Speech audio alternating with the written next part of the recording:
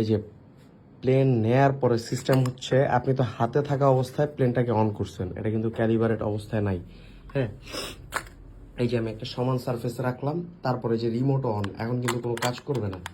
ব্যাপারটা হচ্ছে এই রিমোটটাকে আবার অফ করতে হবে। এই যে এটা ব্লিঙ্ক ব্লিঙ্ক করতেছে, এরপর রিমোটটা অন করবেন। এই যে কানেক্ট হয়ে গেছে, মানে ফার্স্টে প্লেন অন করবেন, তারপর রিমোটটা অন করতে হবে। হ্যাঁ, তাইলেই কানেক্ট হয়ে যাবে। এই দেখেন এখন সোজা উঠতেছে। হ্যাঁ, ব্যাপারটা হচ্ছে, দাঁড়ান আমি, আচ্ছা এই জায়গায় নামে যাবে। আচ্ছা, হ্যাঁ এটা এখন সোজা উঠতেছিল, যেমন আরেকবার দেখাই আমি। এই দেখেন সোজা উঠতেছে, এই যে, তারপর নিচে নামাইলাম। হ্যাঁ, সোজাই উঠতেছে।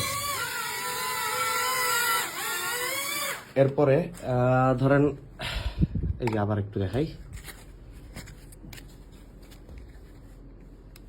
ধরেন এটা আমি পরের বার যে অন করলাম, এই যে এখন তো রিমোটের সাথে অন অবস্থায় আছে।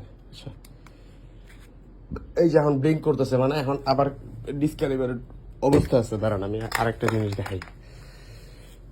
এই যে ধরেন আমি সমান সারফেসে রাখলাম না, একটু বাঁকা সারফেসে রাখলাম। হ্যাঁ, এই যে ধরেন আমি এখন অন করলাম, এখন এটা ক্যালিবারেট হয়ে গেছে। এখন আমি যতই সমান সারফেসে রাখি, তারপরেও দেখবেন এটা ডানে টানবে।